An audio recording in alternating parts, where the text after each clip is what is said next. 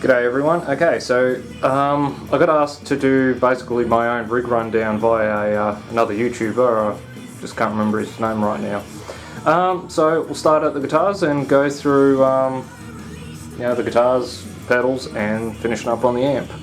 So this is my DBZ. I love that emblem. It's my DBZ Venom. Now, that is not a ebony fingerboard, it's rosewood. If I remember correctly, the specs on this guitar, it's a 25.5 inch scale length. When I bought it, it did have NEM G81 and 85. I've quickly replaced those. That is a Seymour Duncan Invader, and that is a Damasio Deactivator X. Obviously in the custom, black and green configuration. Genuine Floyd Rose. Now, when I changed the pickups, I had the tone pot removed because I never ever used the damn thing. So that was that. Now, if nothing else, the paint job on this thing is, or at least the decal, is really cool. I just think that's really fucking sexy. 24 extra jumbo frets with just the one fret marker at the 12th fret. I don't think you're going to be able to see this, but hopefully that will stay there. It's got the V profile like you might find on some of the like in some Fender Strats. Now I'm gonna, before I drop it, take that off, undo the strap. Now, one thing I did do with this guitar was I put in the flush mount strap locks from Dunlop.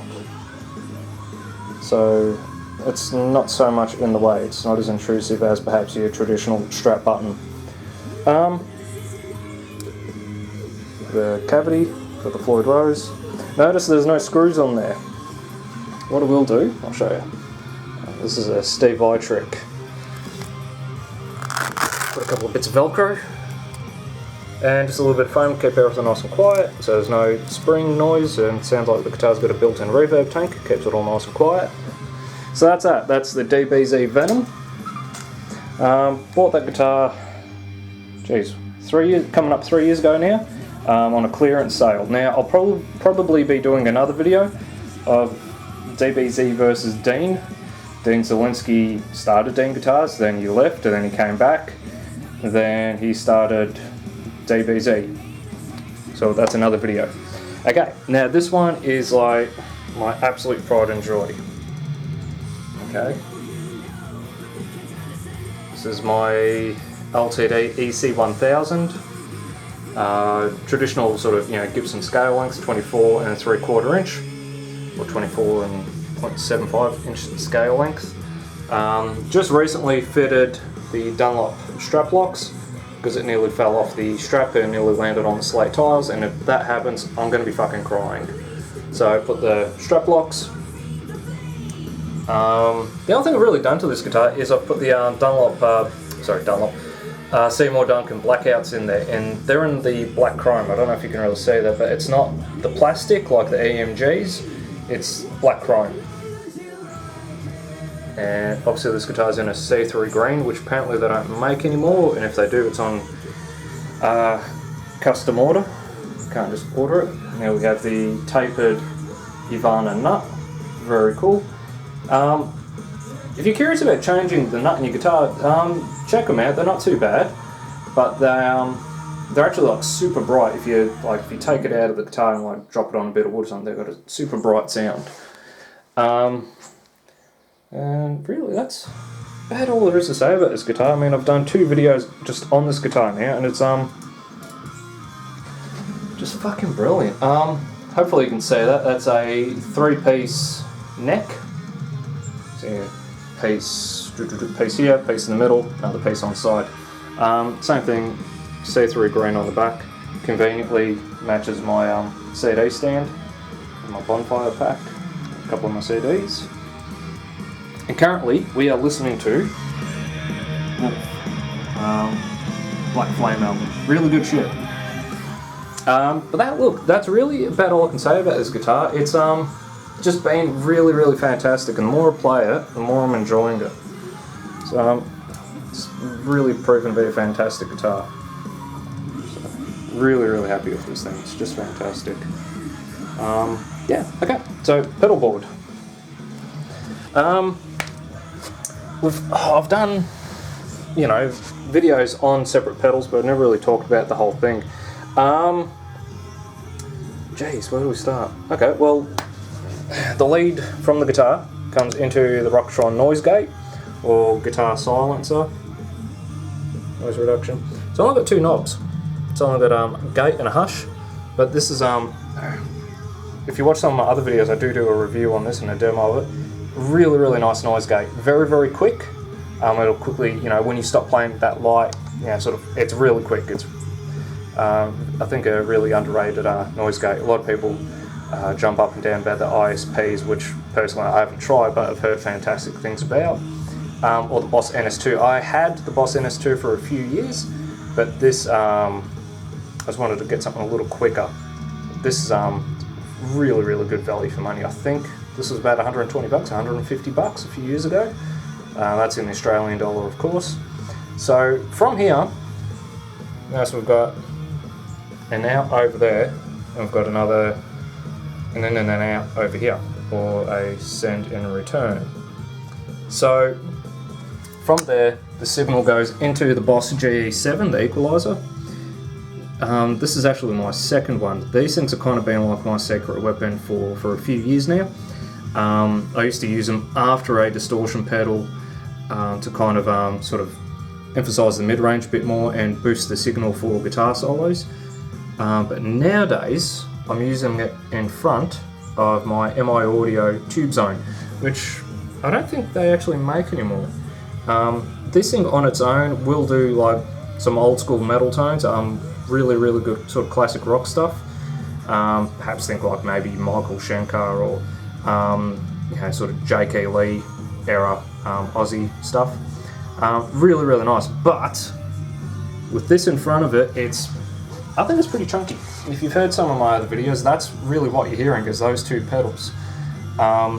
There's the settings. You've got a bright control, which is like a really super presence control, a mid-range, a character, which will kind of adjust how the bottom end reacts.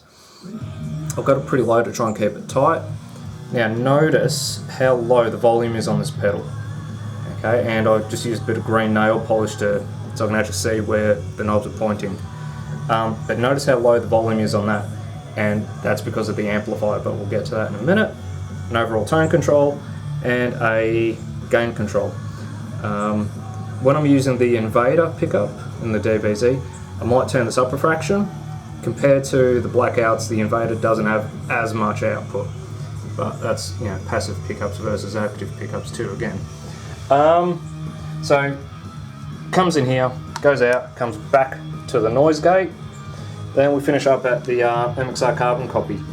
I do use the modulation to give a bit of a chorusy type sound on the repeats.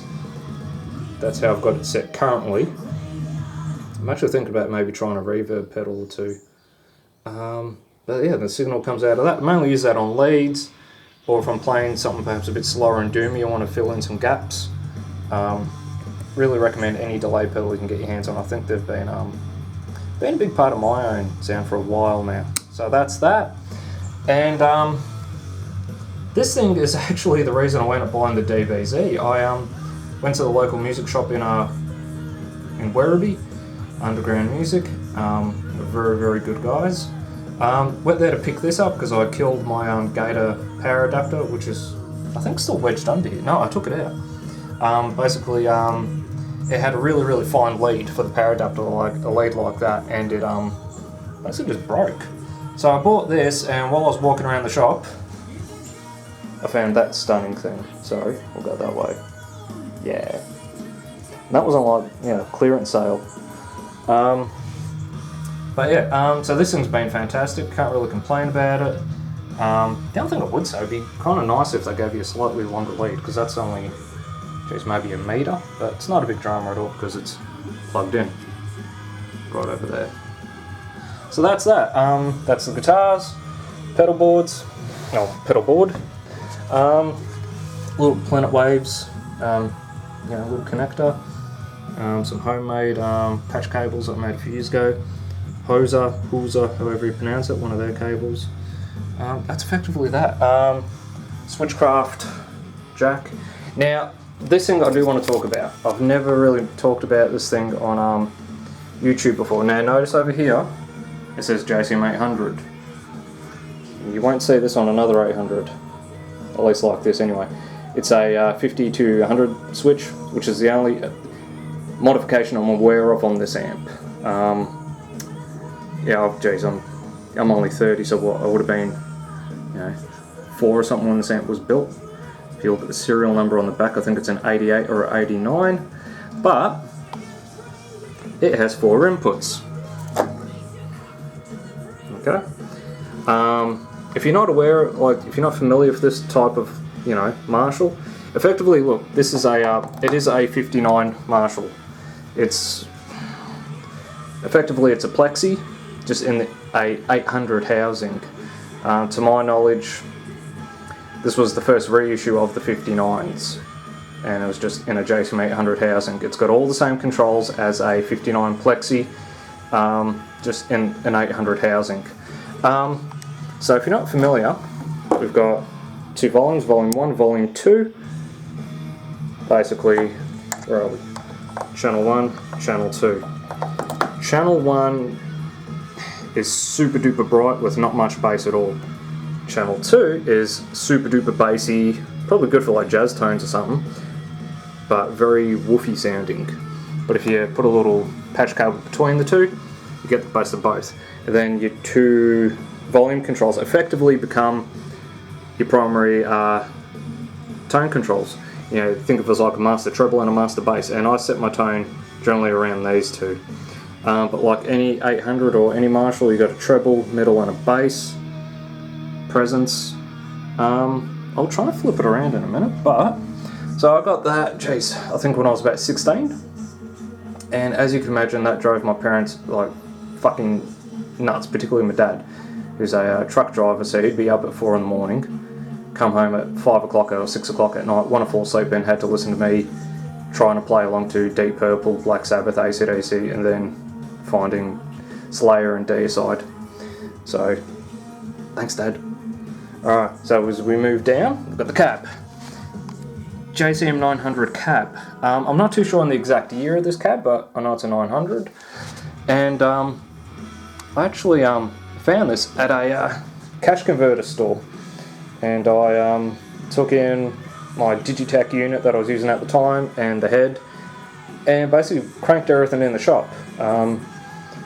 People weren't too impressed that day, but I bought the cab, and it's actually, if I get my hand out from under the camera, you can actually just see, that's the old Cash Converters logo there, but no worries there. SM57 that I've been using for some recordings. Now, if I move the mic stand, I'll try and spin everything around and we'll wrap it up. Okay, so here we are at the back. I don't think any Marshall cab's complete without gaffer tape. Now, I did have an issue with this cab a few years ago. Basically, I went to mic it up and discovered that only 2 of the speakers were working, so I thought I fried the speakers.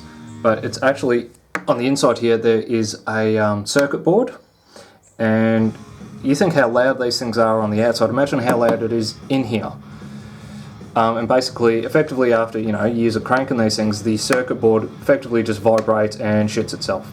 So I had the circuit board removed, and it's hardwired just to that jack. So therefore I had to set the head at 4 ohms.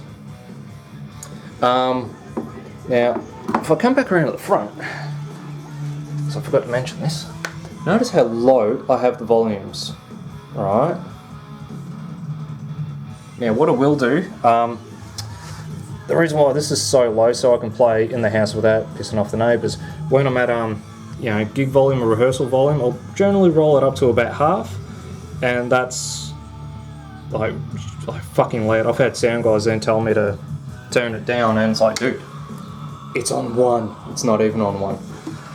So if we come back, But I suppose, you know, it's an old Marshall on, you know, one. It sort of spits out a, you know, full 100 watts when it's turned up to 1. Basically after that it just starts to get more and more distorted. It's been overall a fantastic amp, and the one thing I like about it is I basically just use it as a clean slate, and just use a couple of pedals in front of it to get some distortion. Cranking this thing to get distortion is just asking for trouble.